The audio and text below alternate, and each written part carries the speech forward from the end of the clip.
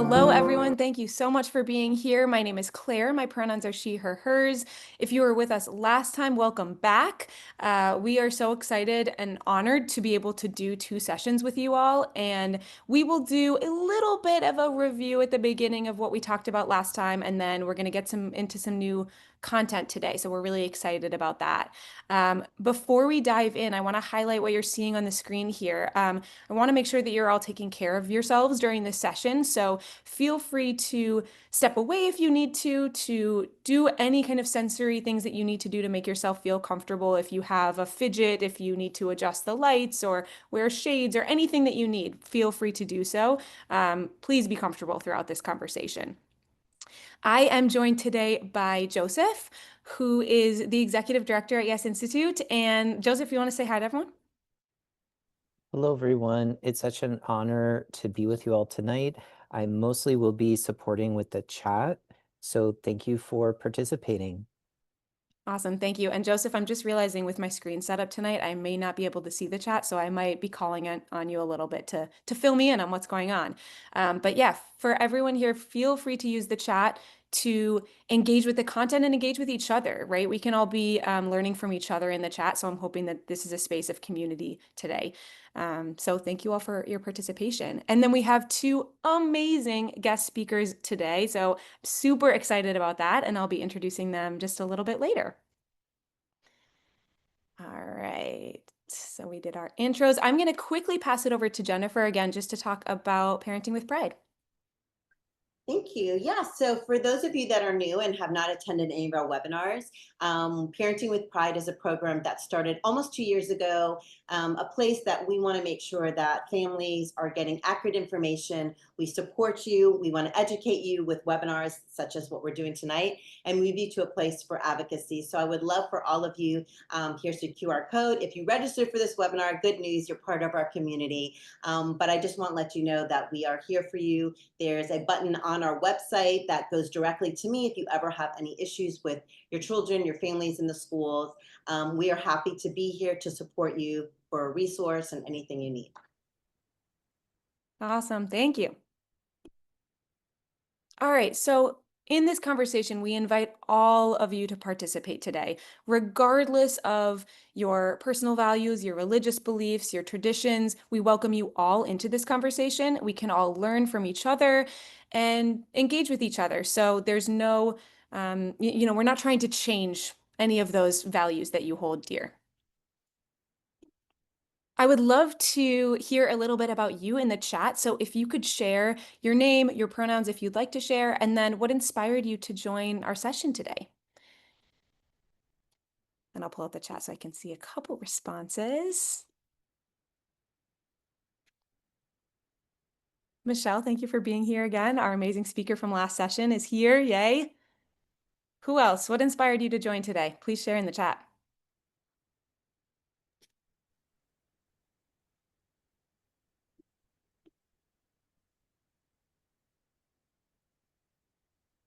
Neuro and gender diverse teen. Amazing. Thanks for being here, Holly. Some parents. Awesome. Growing community. Great. Nice. Supporting their child, supporting your clients. Awesome.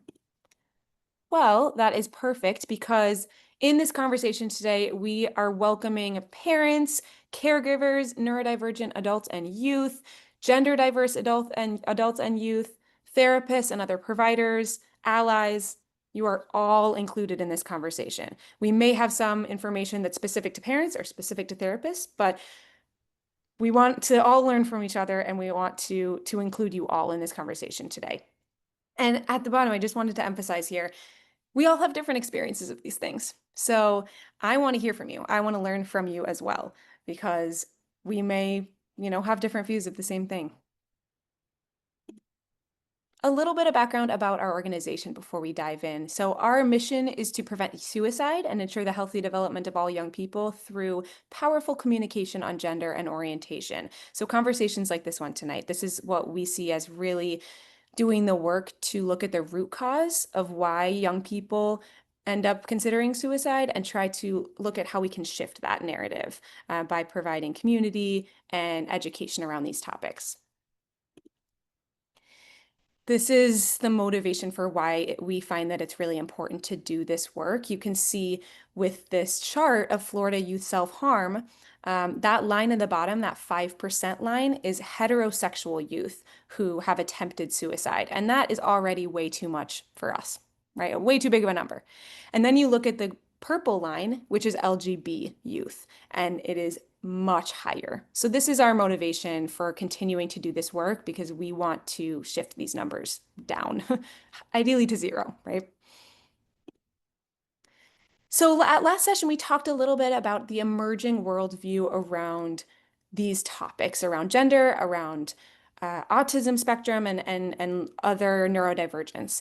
And we're seeing more of, more of our society understanding these spectrums and these experiences as valuable, seeing them as strengths and gifts.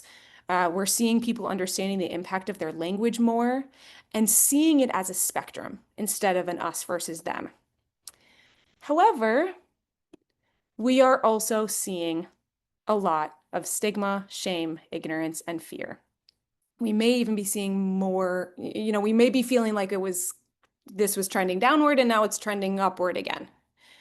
And so I wanted to bring this up at the beginning because I want us not to end in this place. I want us to focus on the joy and the value and the strengths and the beauty of these communities. But I just do want to, I want to acknowledge that this is happening right now and it can be really difficult and scary. And it can have a serious impact, especially on youth. 41% of LGBTQ youth seriously consider attempting suicide in 2023, compared to just 13% of non-LGBTQ peers. People who have an intersection of race and gender are especially, experiencing discrimination, verbal, insults, etc. And autistic people are up to 8 times more likely to die by suicide than non-autistic individuals. So we see this stigma and this fear having a very serious impact. And so that's why we want to have these conversations. We also see that the stress for neurodivergent individuals to function in a society that is designed for neurotypical people can lead to thoughts of suicide. So what does that mean? What is that? What are those neurotypical expectations? Well, we put together a list, and I'd love for you to look over this list and then let me know in the chat if there are some that I'm missing here. Take a second and read through these. Are there any that are jumping out at you as surprising, that you maybe don't think of as an expectation, or maybe it's something that has impacted you in your life?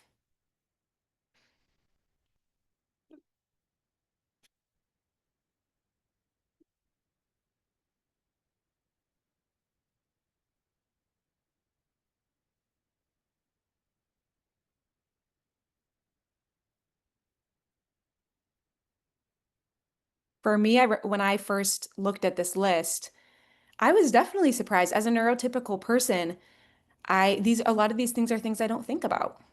I take them for granted, right?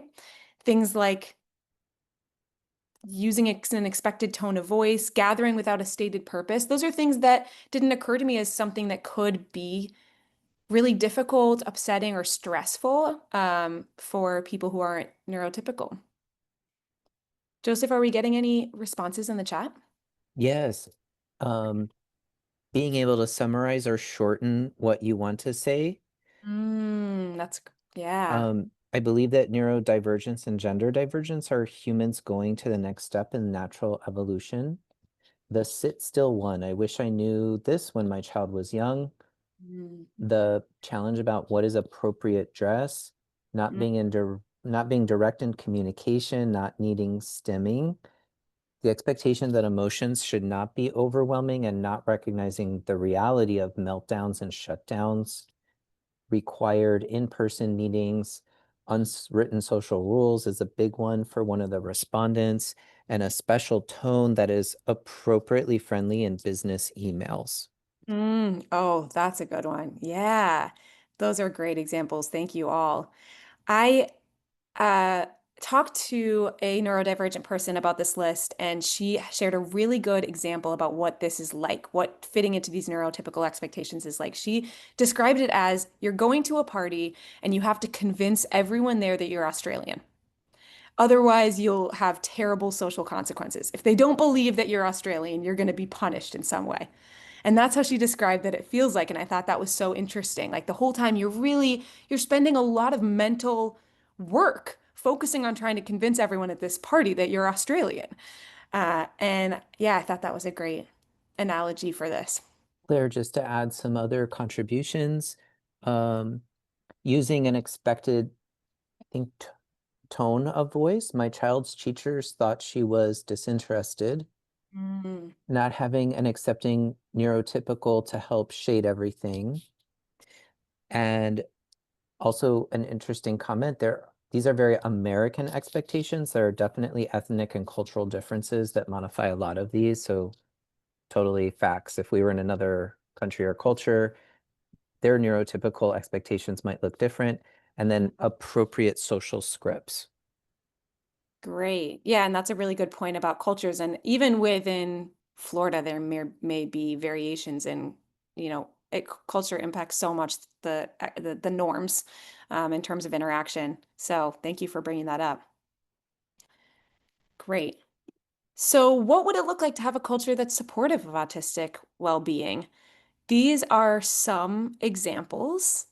Acceptance to be yourself, safety and comfort, autonomy, and allowing for possibilities. And a lot of the words in these bullets that I appreciate, a lot of them say access. They don't say providing services, they say access to services. So it's about giving people the options, the opportunities, instead of assuming exactly what kind of service is going to be right for what person, right? Giving options and opening doors to different services and supports and accommodations. Another term I learned recently is curb cutting. I wonder if any of you have also heard of this. So the idea is that a curb ramp helps someone in a wheelchair, for example, but can also help other neurotypical abled people, differently abled people, like if someone's on a skateboard or if someone's pushing a stroller or, it can help anyone, right? So the idea of curb cutting is an accommodation that's designed for a neurodivergent person or neurodivergent community can also benefit neurotypical individuals as well, and can lead to overall improvements in accessibility and efficiency. Another example is gender neutral restrooms, which could help a single father who wants to go in the bathroom with their kid, right? So, uh, accessibility opportunities that we can provide can be helpful for our entire society. I wonder if looking at this slide, if you have any other additions you'd want to make to this slide, and feel free to put those in the chat. One chat response we got was, I used the term mental prosthetic. Oh, I love that. I would love to hear more about that.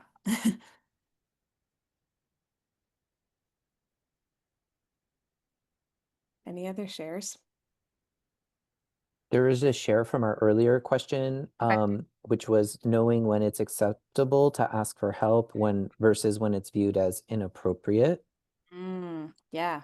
Someone else commented on the thriving statement in the possibilities box on the screen, Yeah. and they gave a nice heart about that. Oh, yay. Awesome. So I'm gonna heart them back. Susan, I see your hand up.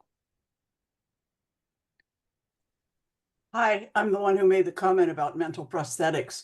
Yeah. I'm in my early 70s, and when I was still in my 20s, late 20s, I found out that I had learning disabilities. And seeing this whole list is me.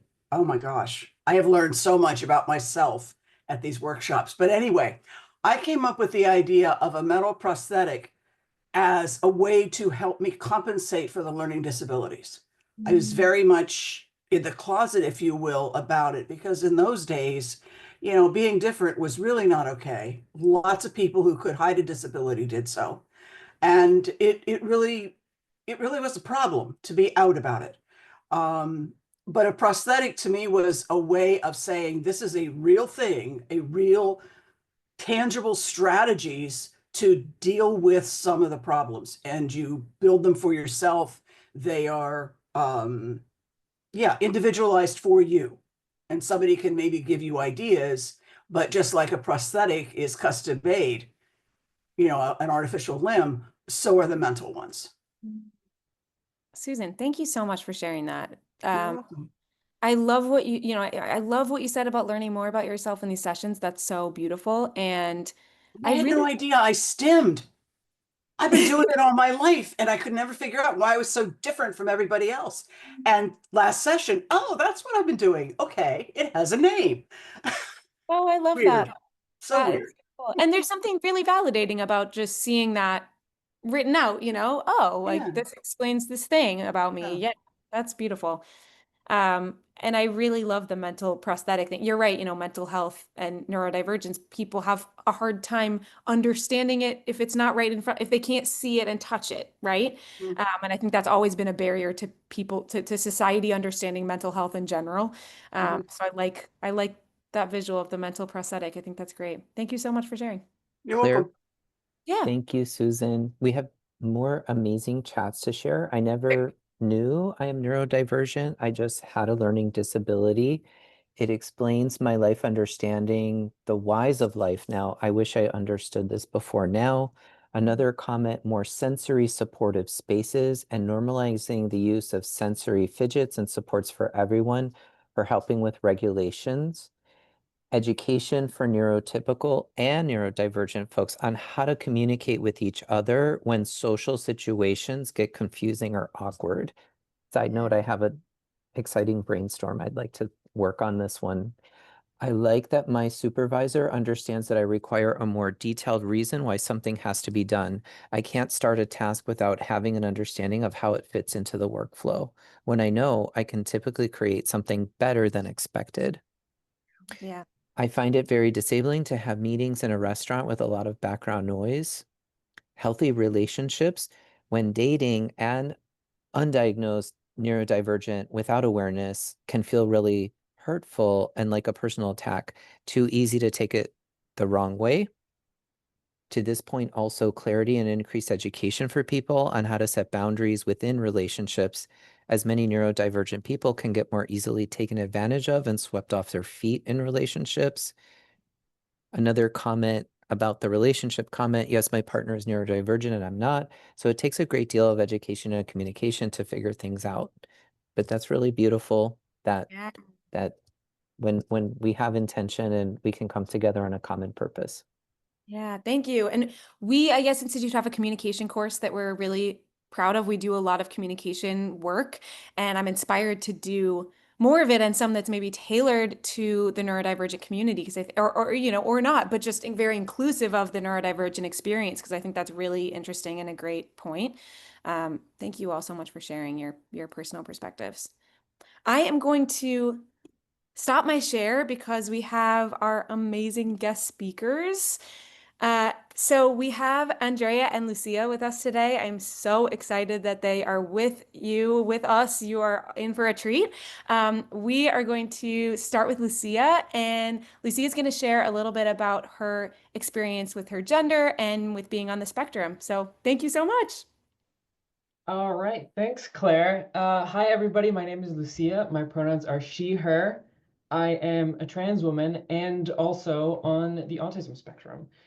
I wanted to talk today about kind of what that intersection is like and kind of why, in my experience, it's so high. Because I'm sure everybody's heard that higher than average trans people or queer people tend to be on the spectrum. My theory and my personal experience is that being on the spectrum kind of shatters the artifice of what is societal roles. An example I really like is men wearing makeup or heels. Originally, those were first for men, and now they're seen as exclusively for women. That kind of the ridiculousness of that separation in modern day society is very apparent. Kind of as somebody was mentioning before, when it comes to learning the whys of kind of a workflow from their boss, the same thing applies to the way society works. Why do only women wear dresses? Why can't men wear makeup? Why is long hair mainly for women? Why is short hair for men? I see men with long hair in historical stuff. Like, why is that asking why to all these things kind of opens up the question of like, why not? And I think it's not that statistically there are more queer people who are neurodivergent. My belief is that it's just more of them, more neurodivergent people actually question these rules of society that let us kind of break out of this mold. So I think we're seeing an increase now, but eventually it'll level off. That's my theory, anyways. But to speak more of what it's like to actually live this way, eh, it's at the beginning, I'll say it's very lonely because as a neurodivergent people, as a neurodivergent person, kind of interacting with society is already difficult. And you have to learn all these rules, the written and unwritten ones. Both of them require a lot of learning. And as you start to learn them, oftentimes they'll be like, okay, as a man, you have to hold the door open. You have to behave this way. You have to protect. You have to do these things. As a woman, you have to be softer and all these things, especially because I grew up in a very gendered society in Latin America and Ecuador, where these things are even more enforced. So not only are you kind of forcing yourself to learn a role to fit into society, you feel like you're learning the wrong role. It's like you're dyslexic and somebody's teaching you how to write with your right hand, but you're left-handed. Learning to write is already difficult for you, but you're being forced to learn to do it with the wrong hand. So it's two difficult things already that are really hard to do. So it takes a lot of like being done with it to be able to like venture out and start really the process of trial and error, because that's what it is really, to be able to like break out of this and develop those mental prosthetics, the things that help you operate within society, is just to start experimenting. Okay, actually, I don't like the way kind of men interact. It's very violent. It's very kind of sports are so aggressive. Maybe I prefer softer activities. What does that mean? Do I prefer to wear dresses? Do I like makeup? What does that mean for me? And just being able to question these things. The problem was questioning these things publicly. Like if you're a man who wears nail polish in the wrong neighborhood, that's going to have its consequences. So that's where kind of community plays the biggest role, because I think, at least at my lowest point, going through this stuff with both struggling with being neurodivergent and being queer, which are both things that make it really hard to relate to other people, is the loneliness you feel, because it feels like nobody's speaking the same language. You're trying to convince everybody you're Australian, but you're not Australian.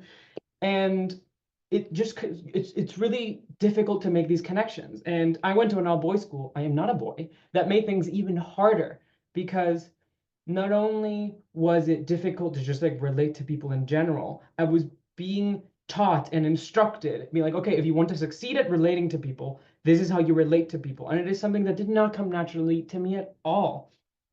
And the things that helped, community, completely community.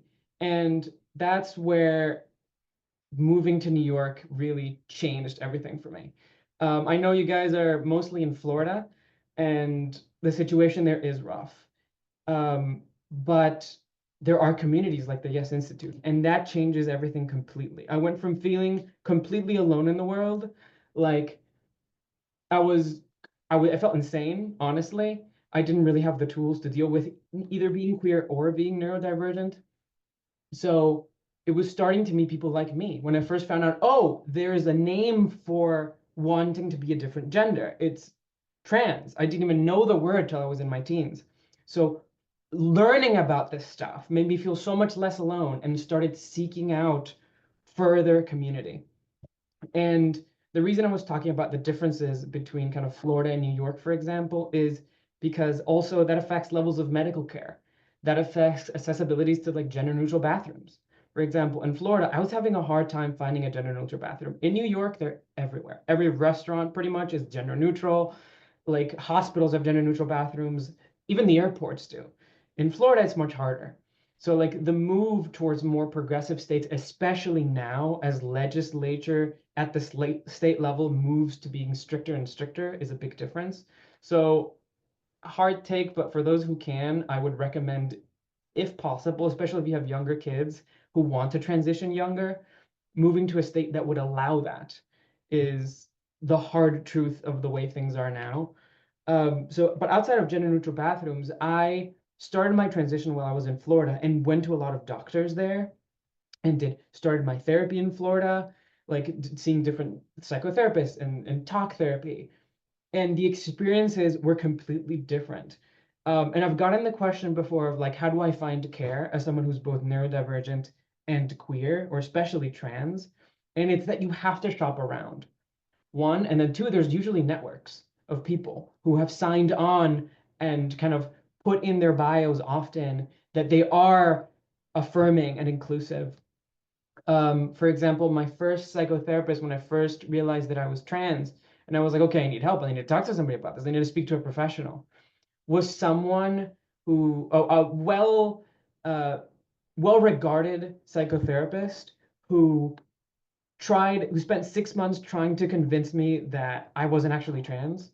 What that did for me, though, is gave me a lot of on paper really good reasons. I got really good at explaining why I was trans, but by months 4 or 5, I was like, come on, like, tell me everything's gonna be okay at least once. Um, so it wasn't affirming at all. And at some point I just needed support. So I switched. When I moved to New York, I was like, okay, New York, more progressive. Let me see what I can find. And I found a lesbian therapist who'd been doing this for a while. And while she was more affirming, she had experience in the queer community, she didn't know anything about being trans. She was like 30 years older than me and had a lot of experience again in that like older era of like the kind of the older school of queerness. But I had to explain what transitioning was, what hormones were, how they worked, and kind of having to explain to a therapist what you're going through so they can help you is kind of an extra layer of redundancy that like all they know about what you're going through is what you've told them. It doesn't really help. So I stopped going to see her. I shopped around. And what actually helped me find the therapist who really changed my life is the network that there is. My sibling is also queer and was seeing a therapist that was extremely affirming. So I asked him, does your therapist know other people? And what I got in response was an email with like listing 15 different therapists who were all extremely affirming. I ended up finding a therapist who's actually dating a trans woman. And I had to explain nothing. And it was one of the biggest moments of like understanding for me. It's like, okay, people understand. There's other people going through this stuff. And it was so supportive. And that lifted a huge weight off my shoulders, which is why community is such an important thing. And with that lifting weight came the ability to finally start kind of living my life and finding that joy in every day. And there's that queer community is eliminated really the biggest weight of being both of these things, which is, as I was saying before, the loneliness. When you stop feeling alone, when you have that support, you don't feel crazy. People speak your language, physical, emotional. People, it really is life-changing. And it's why I recommend number one to anybody because I've met people who are just coming out of the closet. I go to these events here in New York too.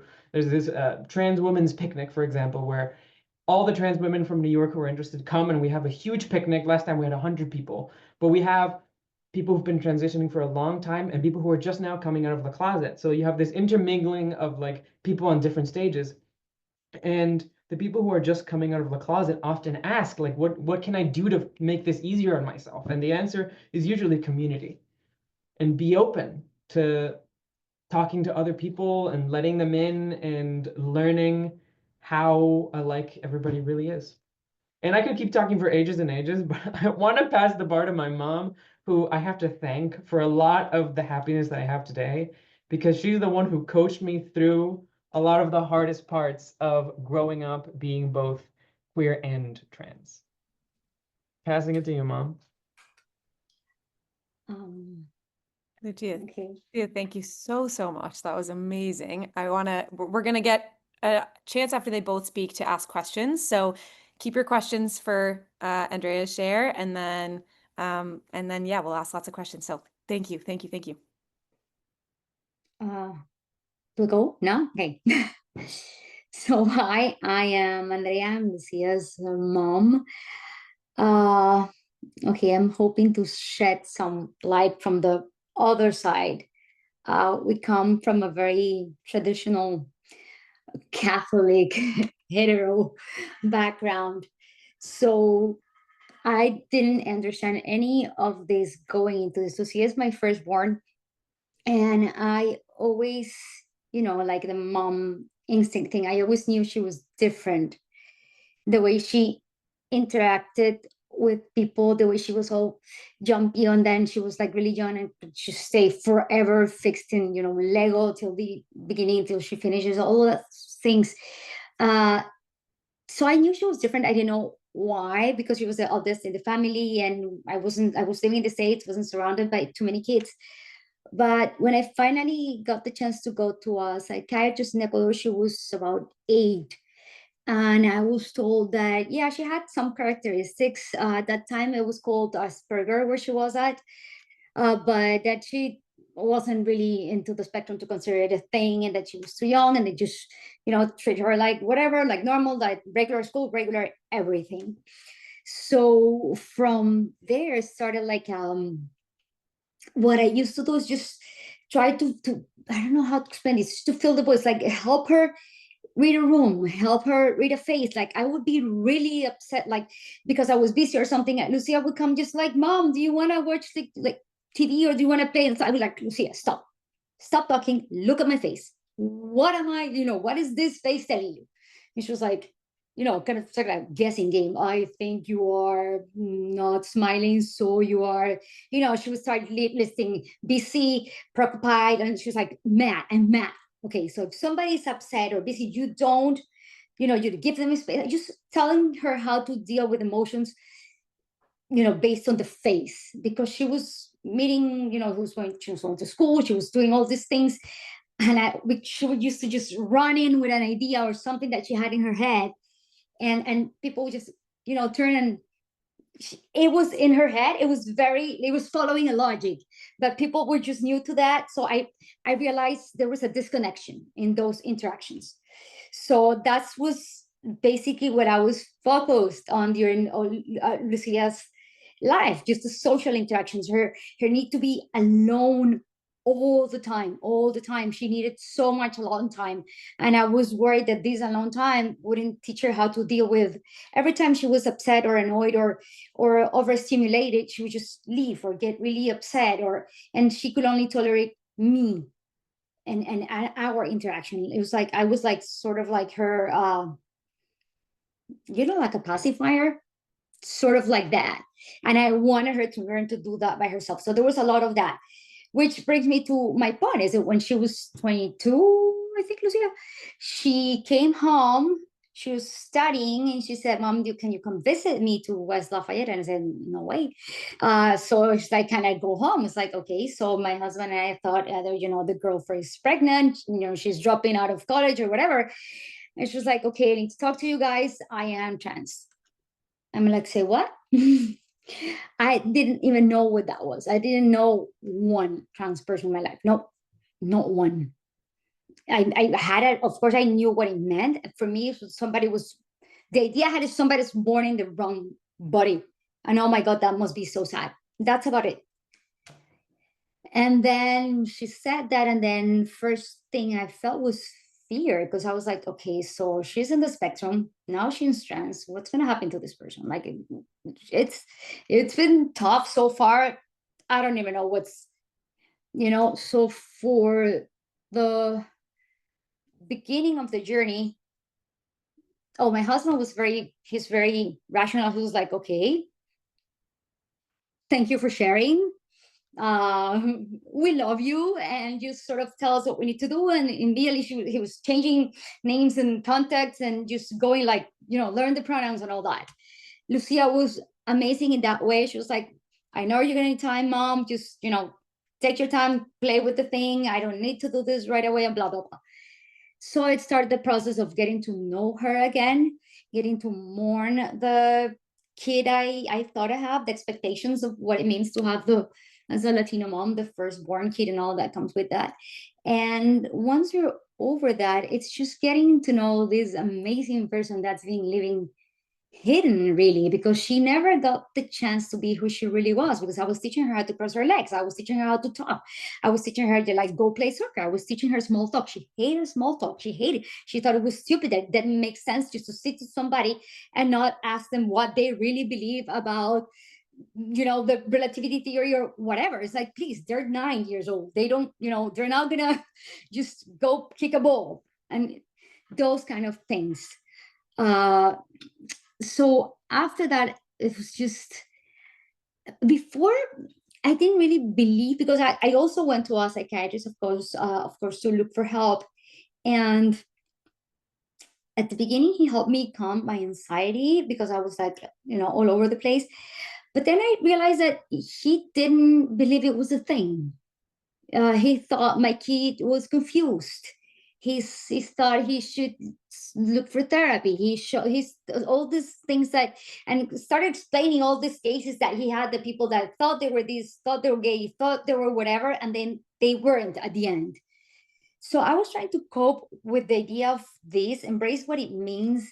And then I was having this really renowned doctor telling me that's not a thing, it doesn't exist. So that was really a tough time. And he was the one that recommended the person that Lucia went to, that tried to send her to conversion therapy. So that was scary there for a bit. And then, of course, with the right help, I started to understand.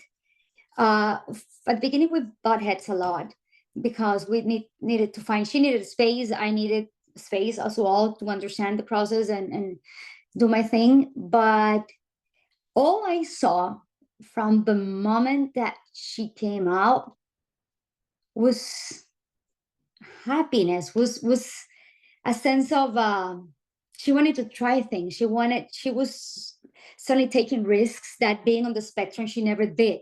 She was talking to people she didn't know, like talking to strangers in college, just approaching strangers with like hi. And she was trying to interact with bigger groups. She's horrible. It used to be horrible with more than 3 people. Like you sucked. And then she got better at that because she purposefully put herself on uncomfortable situations so she could keep growing, and that she didn't do before coming out. So as soon as she had a sense of herself, she did that, and that was really good. And also, and to finish, I think it's also important that as soon as she told me she was a girl, I thought she was gonna be like me. So I was like buying the pink lipstick and the earrings and it's just like, no, I don't want shiny things. I don't know. I'm not gonna wear that. Just like, mom, I'm a woman. I'm not the kind of woman you have in your head. I am my own kind of woman, and I'm looking for that.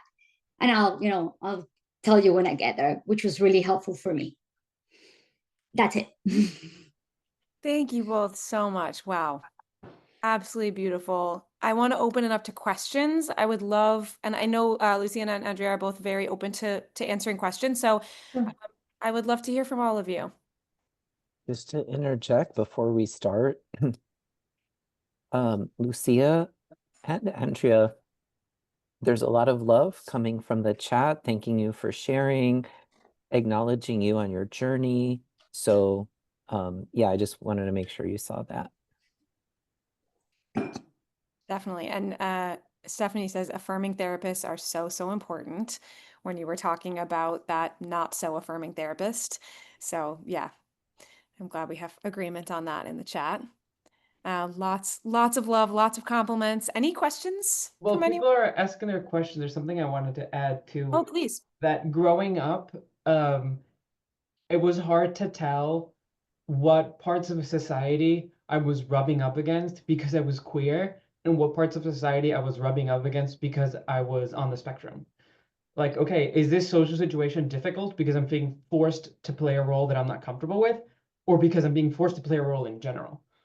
And the difference between those became apparent through the trial and error, through putting myself in different situations, through talking to more people, through all that stuff. That's why trial and error is so important in this process, to find what kind of person you are, what kind of color of the rainbow you are. All that stuff comes through self experimentation and trial and error and finding yourself. Any questions coming in? Dang. Yes. Stefania is would like to share an experience. So Stefania, if you would like to come off mute or just type it in the chat. Yes, hi everyone. Hello. I'm sorry I'm not putting my camera. I'm just not looking my best today, but I am here. No problem. So it's wow, I am in Florida, Miami, and Jesus, it's been very difficult. And some of you that are currently here in the meeting have met me already. Um, and I did brought to the first meeting in person how difficult it was for me because I've been very lonely in this journey. My daughter, well, I have three boys, and one of my boys identifies as in she and hers. We're just trying to figure things out. We don't want to make immediate changes until she's ready and we have more information. I've also come to know that we're not in the right state in United States, but we can't move, so we have to stay here. Um, very recently, we went to the movies. We love going to the movies. So almost every weekend, if there's a new movie out there, we just go. And I was with my three kids and just me alone. And at the end of the movie, we walk into the bathroom. Mind me, I'm just the type of person, maybe because of my culture, where I'm Colombian and the people are just very like, or in general, maybe I'm just not explaining well, but you're always careful, extra careful with your kids. So I walk with my kids to the bathroom and I always tell them, let's go to the women's bathroom because I can go in there and I can be with you guys and, I can just supervise. That's just me, thinking. Not that because I have my daughter that looks like a boy, but she identifies as a she and her. And I have this lady that stops me. She was probably my age. I'm like 30, 31. She was around there and she tells me, hey, this is the woman's bathroom. And I said, yeah, I know. And then she looked at me in front of my kids and I'm like, and then in my mind, I'm like, oh my God, I can't believe I'm going to go through this again because it's happened more times. And she said, well, your boys are in here and this is a woman's bathroom. And I said, these are my children, and I'm just not gonna let my kids walk into a public bathroom alone. Not because they're boys. If they were boys or girls or whatever, I'm not letting my 8-year-old walk in alone to a public bathroom. It's just me. Uh, so it was just so shocking, and I reacted very mad. And my reaction was just like, take a deep breath. And then I did said something like, let me ask you, do you have children? And she just looked at me. And then I immediately said, I am assuming you don't. Because it's not about if it's a boy or a girl. It's not about like how you look. It's about that first thing simple. I'm just going to use the restroom. That's it. And second, I mean, you can't just let kids go alone in a public restroom. It's for their safety or so. I mean, I'm sorry. I just needed to share this because it's just shocking. It's just, and it's not the only experience I've had. And sometimes I feel like, man, why does these things happen to me so often? I don't hear anyone else going through this. I don't know if maybe I'm attracting this in another way, but it's just, and then you don't have anyone really to back up. And the only space I have is you guys to share this because I can't even share this, with a group of friends because they don't know what it is, you know, how it Yeah. feels like. Stefania, how about this? I would like to follow up with you after the session because, and also Claire and our best practices is going to review some resources about how to identify gender inclusive restrooms. It does require us sometimes to make a little planning when we go to a public trip, but it could also spare you the frustration of dealing with people like what you encountered. Okay. Yeah. And we're having another group session again in June for folks living in Miami. And so we'll talk about that at the end. All right. And let me Okay. follow up with you afterwards. Okay. Okay. Thank you. You're Thank you, welcome. Joseph. Yes, we're here for you. And that's why we're here. I Thank you. Also, want to add something briefly there on that topic. and Lucia, if you before you do that, we're getting a question for you.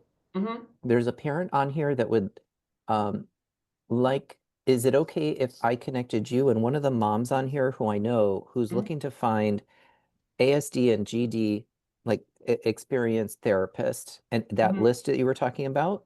Yeah, Okay, great. Okay, that's New now go York State ahead. only, though. That's the problem. Okay. Yeah. All right. Well, just so everybody knows, we at Yes Institute are working really hard to identify Florida therapists that are knowledgeable and experienced with this intersection. And so that's a work in progress.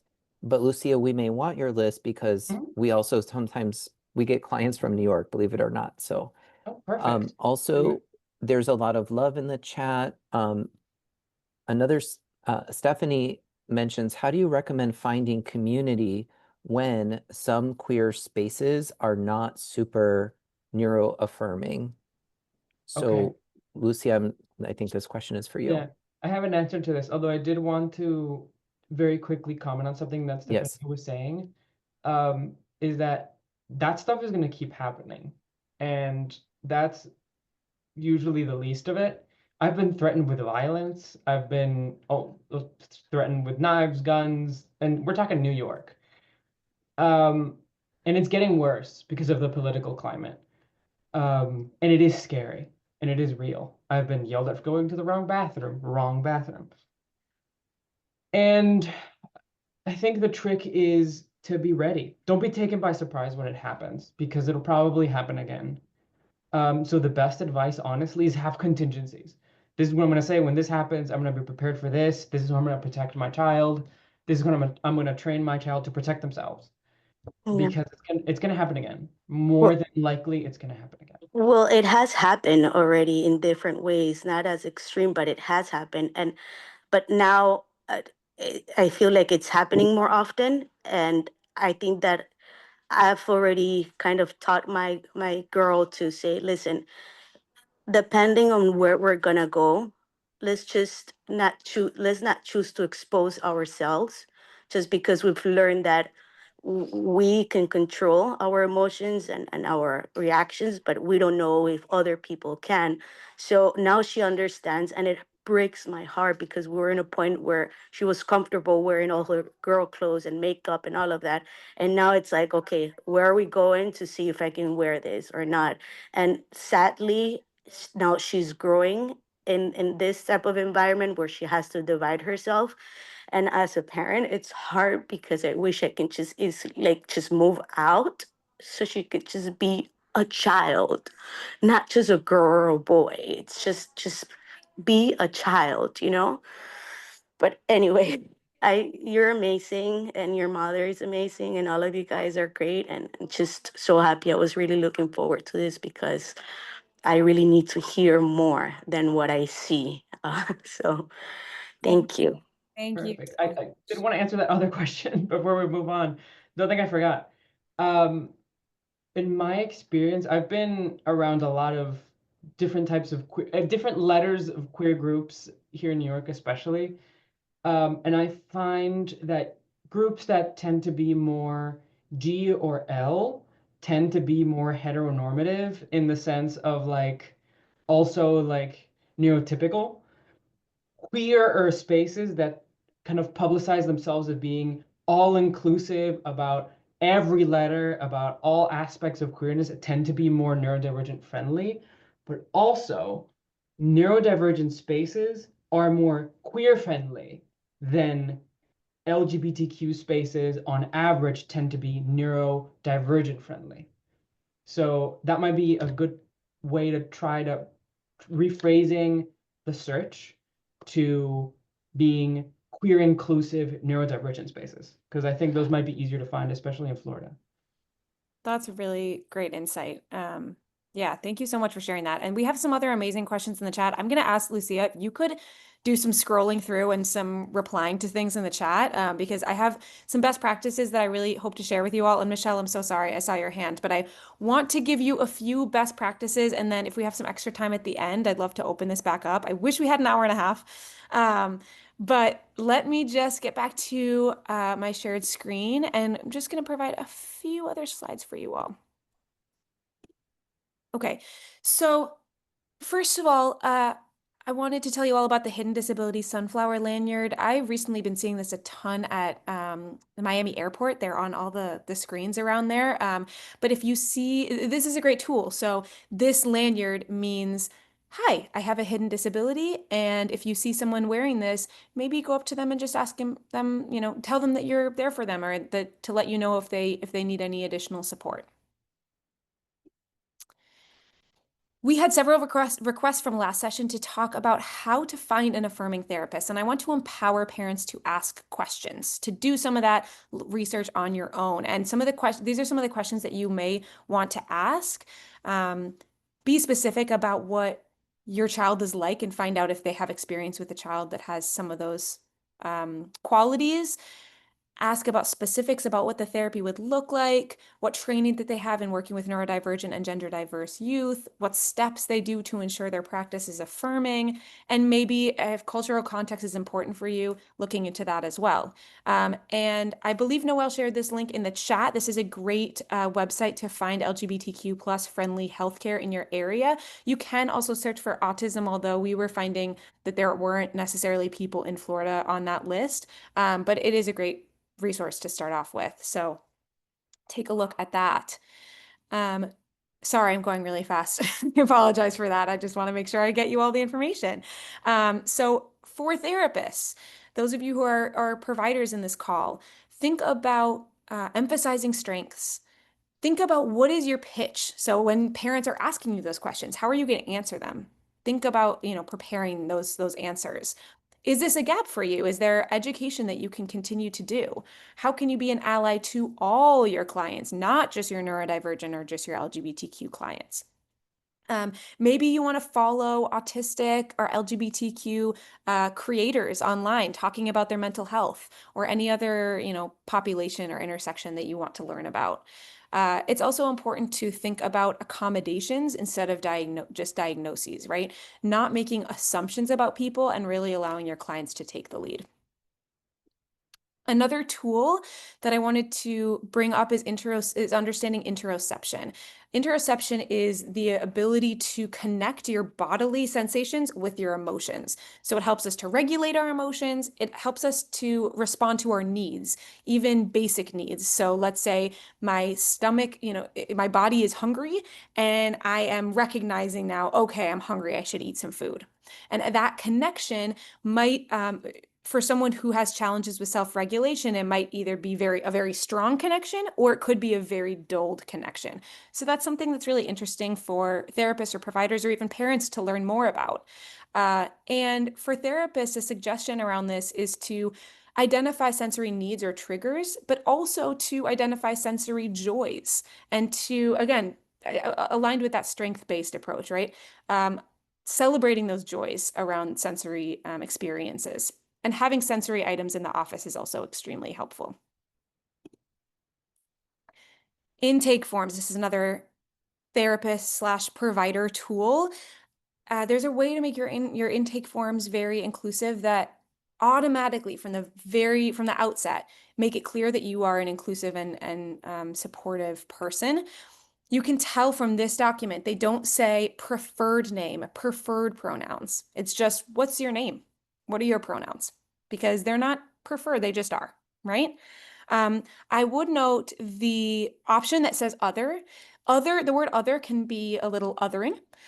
So you may want to use the word another. This is actually Equality Florida's Health Equity Toolkit form. Thank you to Equality Florida. Just a little note, maybe you'd want to change it to another instead of other. But thank you so much for sharing this form with us. And finally, for the allies in the room, these are just some ways that we can be more affirming allies. I like don't talk about us, talk with us. This kind of comes from nothing about us without us. Make it safe for us to not mask. Be willing to make changes. Offer alternative modes of communication. This is something that came up a lot in the first session. We talked about different ways of communicating, like art and yeah, a lot. And there were some like driving, facing forward. There were some really good ideas that came up in the first session around that. And then finally, listen to and believe gender experiences. We talked about that a lot in the first session, and I just want to emphasize that again and how important that is. This is a little bit of what Joseph was mentioning. There are some great websites and apps that can help you to locate gender neutral restrooms. Refuge Restrooms is one of them. And then there's an app called PPAL Refuge. And you can search or see a map of where all the gender neutral restrooms are. So another great tool. These are just some examples of some awesome books that you can read to learn more. Provided by our amazing Michelle Morcate. Feel free to take a screenshot, although I believe we can share this whole all these slides with you afterward. But I'm excited myself to read some of these, so great suggestions. We want to be a resource to you as well. Please, please, please email us, reach out to us, come to our courses. We want to work with you too. We want to be a support for you. So even beyond courses, we do family resources. We do family meetings. We connect parents to other parents. We want to be a support for you. So please, please, please don't hesitate to reach out to us. We do also have some upcoming courses. Exploring Machismo this coming Tuesday. We would love to see you there. Communication Solutions, September 6th and 7th, and Communication Toolbox on June 21st. So some of those on Zoom, some of those in person. If you are not in the Miami area, we would love to see you at our Zoom courses. So check out our website to learn more. And I'll turn it over to Jennifer to talk about this. Well, first of all, thank you, Yes Institute. I am so always honored to have you here with Parenting with Pride. I have taken your courses. It is incredible. And thank you. And thank you to our speakers. I mean, as a parent, you touched my heart. And Lucia, you are such an example for us of how we want our kids to learn and to live and to be happy. And so thank you both so much for being those examples tonight. Real quick, I know we're running out of time. I wanted folks to save the date. We are having our Parent Education Summit. This is our back to school boot camp for parents. And we're going to have keynote speakers, panelists. We're going to have workshops. And I just wanted to put this on everyone's radar. And so there'll be more information to come, but we're going to do that July 29th. Hey, we get our kids ready for school. We buy their backpacks. We get stuff. This is for you. This is for you to get ready to start a brand new school year. I know we're at the end of the year and we don't want to think about it, but make sure you put it on your calendar. And thank you again all for being here. Awesome. I just have a few more resources really quickly. So we have an event coming up as well, June 10th at Yes Institute. If you are in the area it's a community and belonging event for neurodivergent and Pride folks and families. We would love to see you there. We'll have information on our website about that as well. And I'm going to skip ahead. If you wouldn't mind taking a couple minutes to fill out a quick survey, it is super helpful for us to just get a sense of, first of all, where you're coming from, where you're tuning in from today, and also what we can do to improve our programs moving forward. So you can either go to slido.com and put in this code, or just hold up your camera on your phone and open up the link. We really appreciate you taking a couple minutes to fill this out. Thank you so, so much for being here, for participating so beautifully in the chat. Huge thank you to our amazing guest speakers and to Equality Florida for having us. Thank you all so much. Thank you, Claire. Yes, and I would love for everyone to do this survey. It really helps us with what our content is, make sure that everything that you learned is something that we can use for future webinars. And thank you all for being here. We do appreciate it. We will have this on our YouTube channel, so y'all can go back, and if you want to share it with someone else that wasn't able to be here tonight, we will do that. And again, thank you to our speakers, and thank you to Yes Institute.